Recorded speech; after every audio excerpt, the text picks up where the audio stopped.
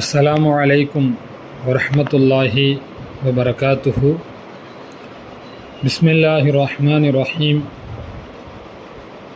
இன்னல் ஹம்தலில்லாஹ் நஹ்மதுஹு வ நஸ்தஈனுஹு வ நஸ்தக்ஃபிருஹு வ நு'மினு பிஹி வ நதவக்கலு அலைஹி வ நஊது பில்லாஹி மின் ஷுரூரி அன்ஃபுஸினா வ மின் ஸய்யிஆத்தி அமாலினா மை யஹ்திஹில்லாஹு ஃபலா முதில்ல லஹு வ மை யுத்லில் ஃபலா ஹாதிய லஹு ونشهد أن لا إله إلا الله وحده لا شريك له ونشهد أن سيدنا ومولانا محمدا عبده ورسوله أما بعد.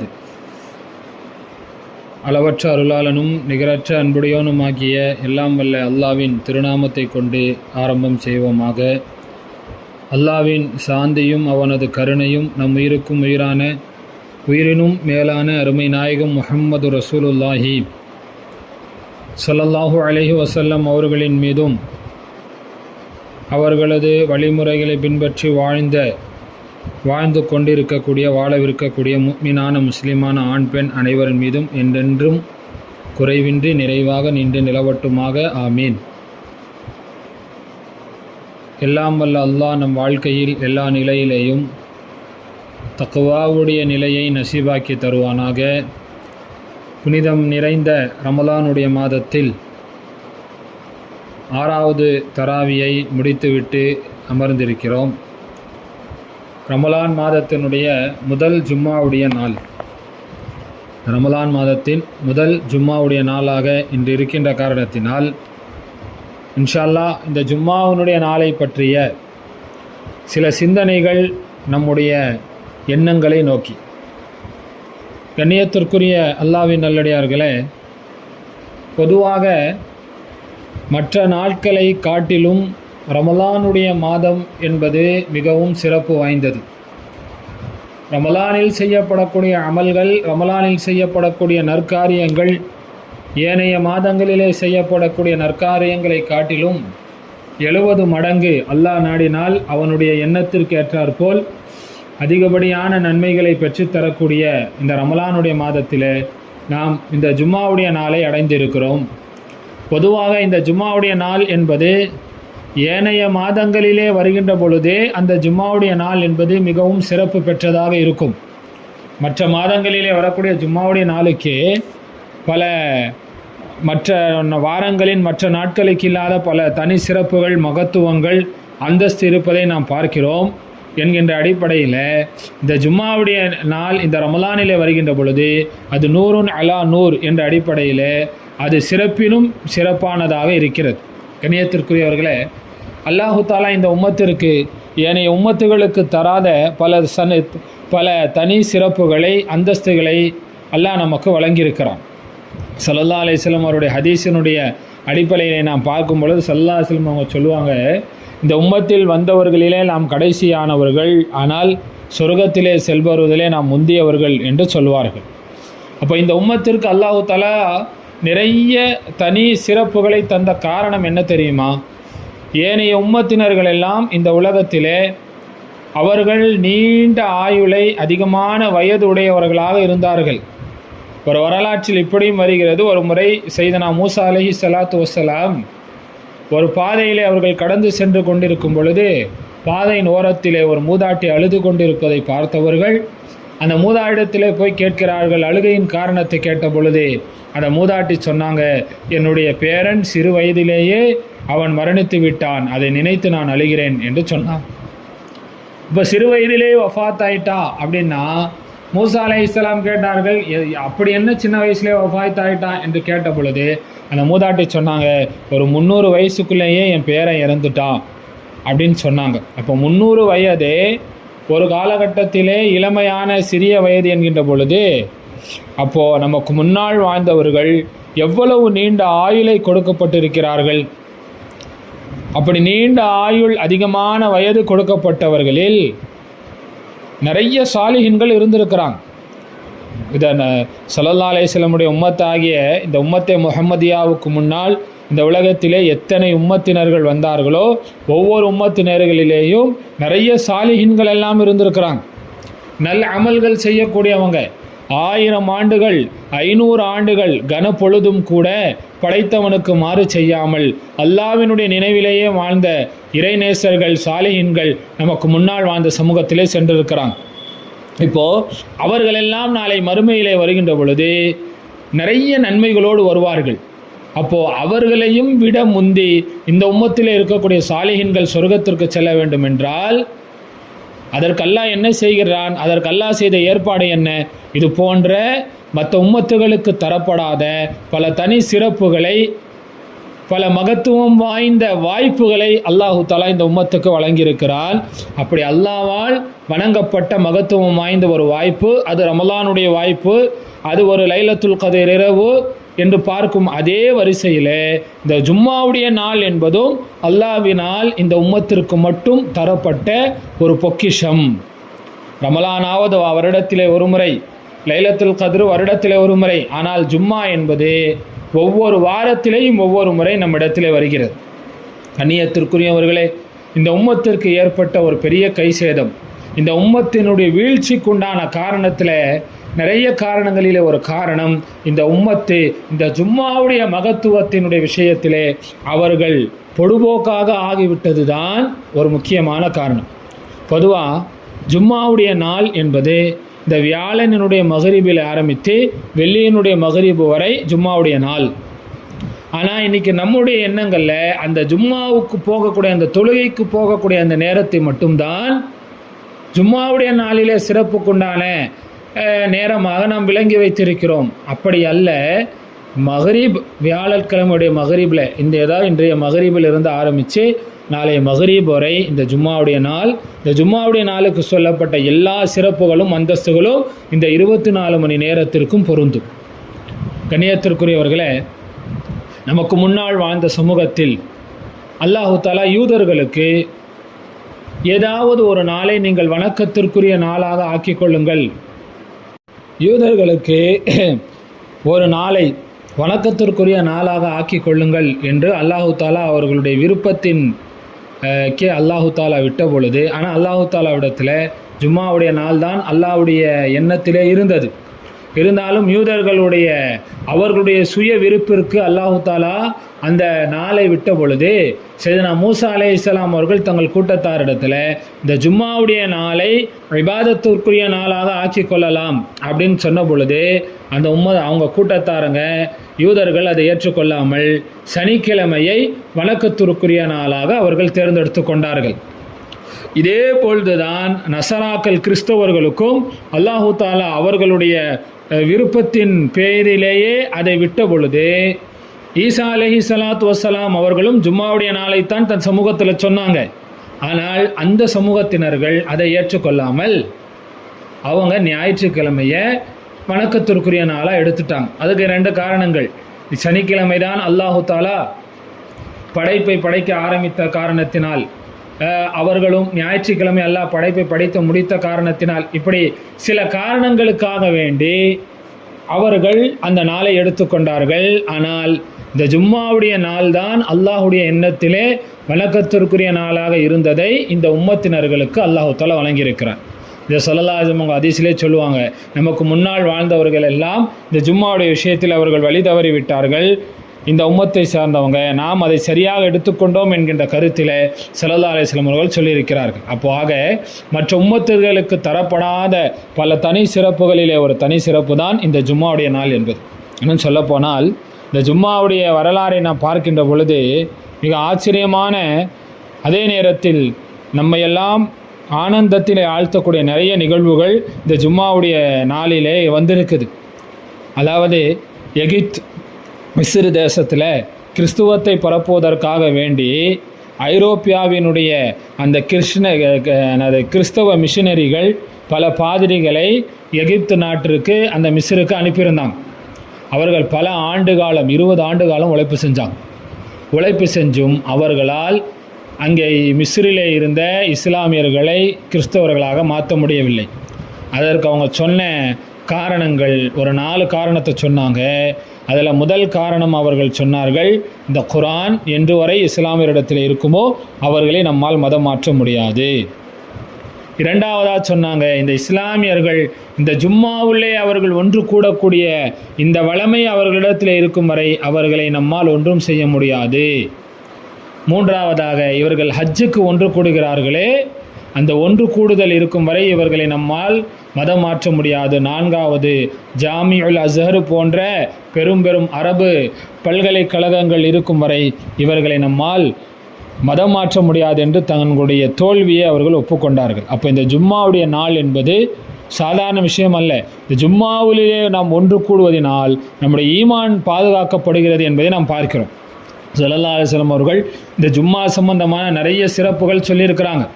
இந்த ஜும்மாவுடைய நாளை நாம் ஏற்கனவே ரொம்ப கேள்விப்பட்டிருப்போம். ஒரு பிரபலமான ஒரு ஹதீஸ், யார் ஜும்மாவிற்கும் முதல்ல வராங்களோ அவர்களுக்கு ஒரு ஒட்டகையை குர்பானி தந்த நன்மை, அடுத்து வருபவர்களுக்கு மாட்டை குர்பானி தந்த நன்மை, அடுத்து வருபவர்களுக்கு ஆட்டை குர்பானி தந்த நன்மை, அடுத்து வருபவர்களுக்கு கோழியை குர்பானி தந்த நன்மை, கடைசியாய் வருபவர்களுக்கு முட்டையை குர்பானி தந்த நன்மை கிடைக்கும் என்ற ஒரு ஹதீஸை பார்க்குறோமே. இந்த ஹதீஸினுடைய யதார்த்தம் என்ன அப்படின்னா, நம்ம முதல்ல ஒரு விஷயத்தை கவனிச்சுக்கணும். இந்த ஜும்மாவுடைய நாளில் மலக்குகள் பள்ளிக்கு எப்பொழுது வருகிறார்கள்? அவர்கள் காலையிலேயே வந்து விடுகிறார்கள். காலையிலேயே சூரியன் உதயமானதற்கு பின்னாலேயே அவர்கள் பள்ளிக்கு வந்து விடுகிறார்கள். அதற்கு பின்னால் ஜும்மாவுக்கென்று யார் வருகிறார்களோ முதலிலே வருபவர்களுக்கு தான் இது போன்ற நன்மைகளை எழுதுகிறாங்க.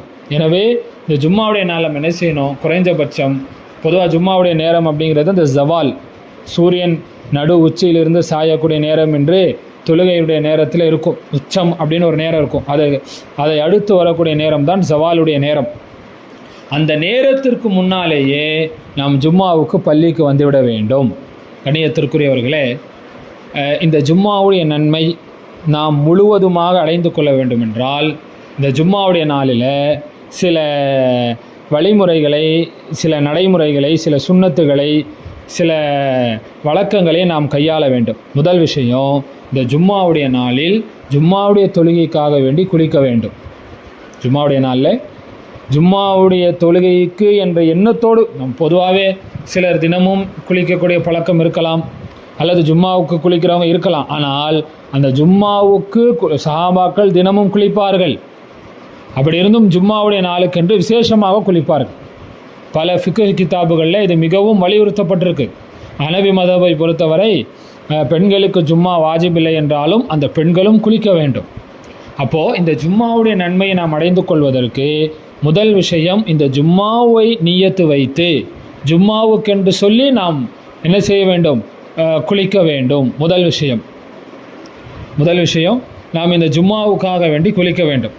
ஸல்லல்லாஹு அலைஹி வஸல்லம் இது சம்பந்தமான ஹதீஸில் நிறைய சொல்லுவாங்க. இந்த சூரியன் உதிக்கக்கூடிய நாட்களிலேயே ஆக சிறந்த நாள் ஜும்மாவுடைய நாள் அப்படின்னு சொல்லுவாங்க. இன்னொரு ஹதீஸ் வருது.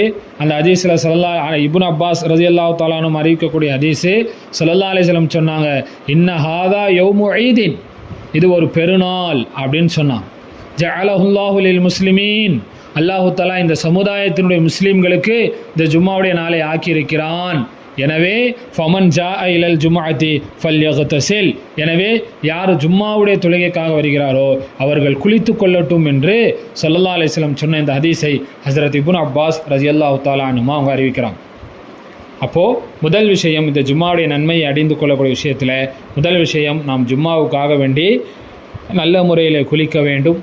இரண்டாவது, நம்மிடத்திலே இருக்கக்கூடிய ஆடைகளில் தூய்மையான சற்று உயர்தரமான ஆடையை ஜும்மாவுக்காக நாம் உடுத்த வேண்டும். இது ஒரு சுன்னத்து. அத்தர் நறுமணங்களை பூச வேண்டும், இதுவும் ஒரு சுன்னத். ஸல்லல்லாஹு அலைஹி வஸல்லம் அவர்கள் ஈதுக்கென்று ஒரு ஆடை, ஜும்மாவுக்கென்று ஒரு ஆடை வச்சுருப்பாங்க.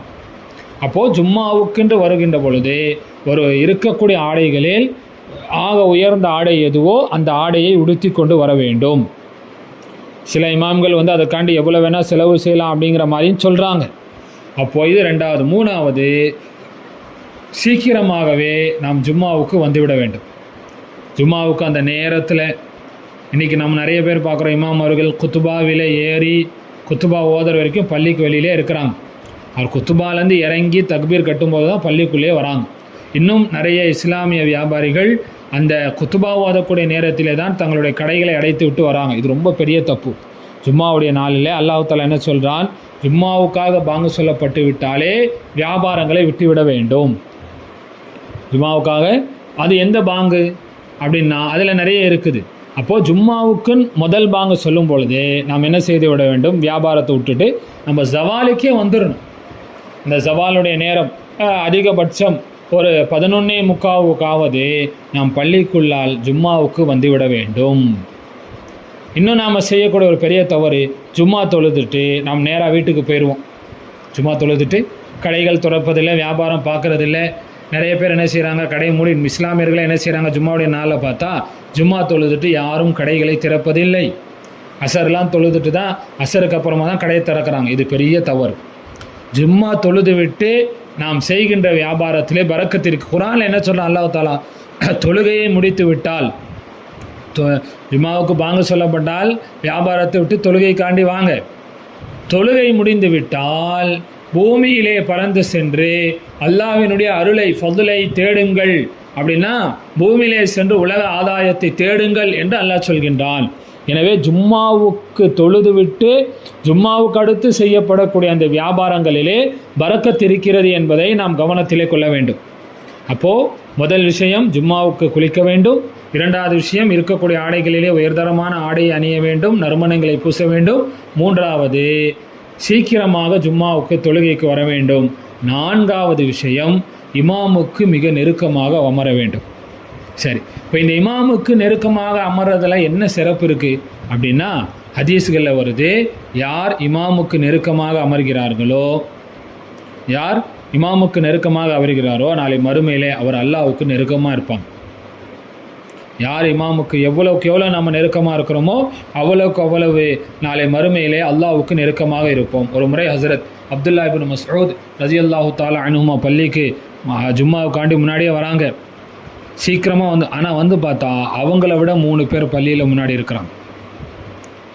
அவங்களுக்கு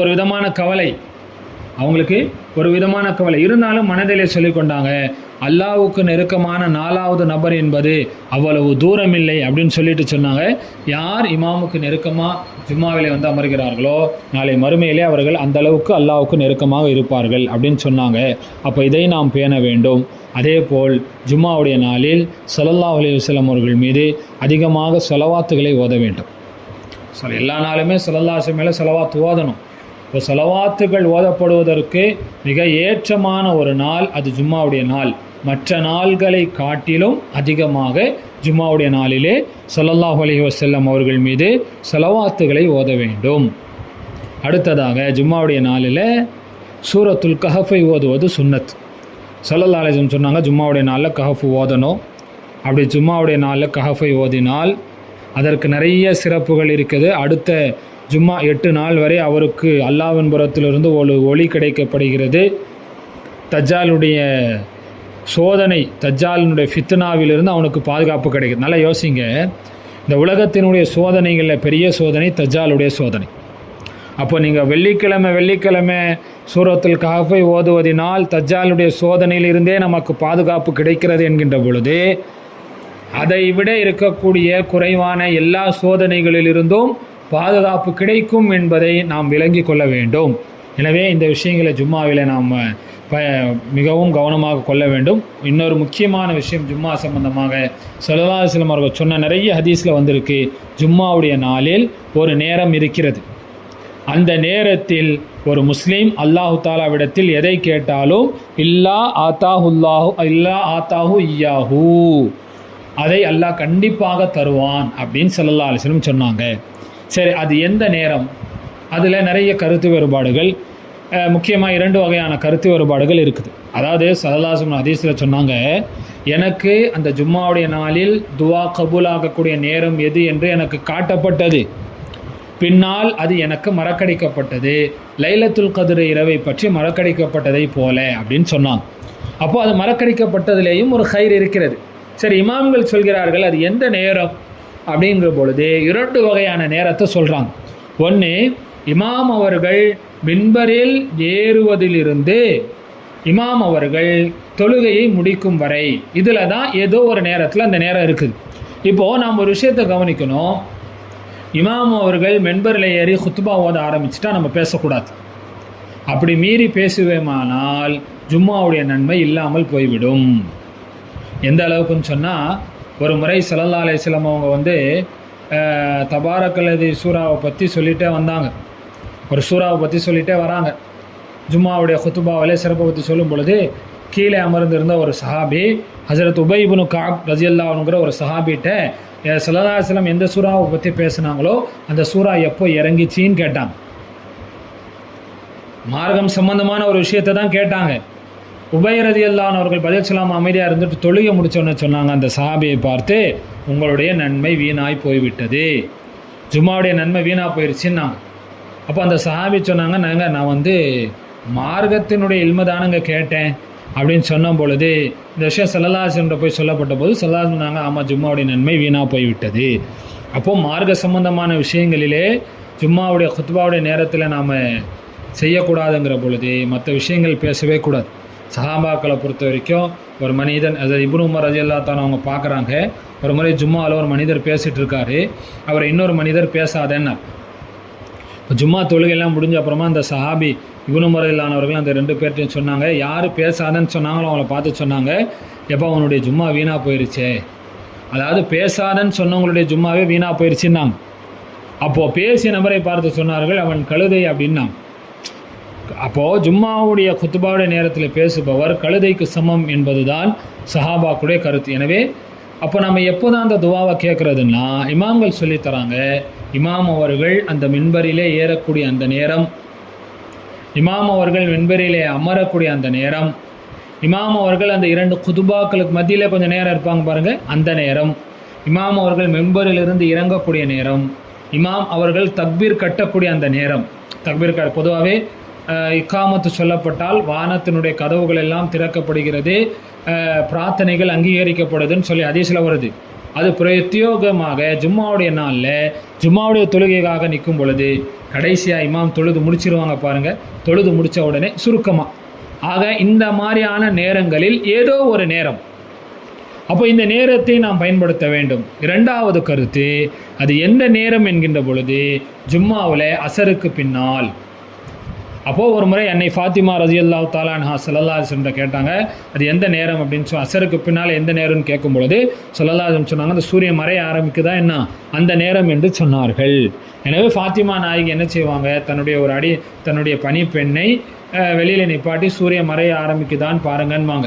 மறைய ஆரம்பிக்குதுன்னு ஜும்மாவுடைய நாளில் அந்த மகரிப்க்கு முன்னாடி உட்காந்து துவால அமர்ந்து விடுவார்கள். எனவே கண்ணியத்திற்குரிய இந்த ஜும்மாவுடைய நாளை நாம் வணக்கத்தில், ரமலானாக இருக்கட்டும், ரமலானுக்கு அடுத்த மாதங்களில் வரக்கூடிய ஜும்மாவாக இருந்தாலும் அந்த முதல்ல அந்த நாளை நம்ம கண்ணியப்படுத்தணும். ஏன்னா இமாம்கள் சொல்லி தருவாங்க, ஒரு மனிதனுடைய வாழ்க்கையில் இந்த ஜும்மாவுடைய நாள் சரியாயிட்டா ஏனைய 6 நாள்களும் சரியாயிடும். ஜும்மாவுடைய நாள் சரியில்லாமல் போயிடுச்சுன்னு வச்சுங்க, மற்ற 6 நாட்களும் சரியில்லாமல் போயிடும். எனவே இந்த ஜும்மாவுடைய நாளை நாம் வணக்க வழிபாடுகளிலே பயன்படுத்த வேண்டும்.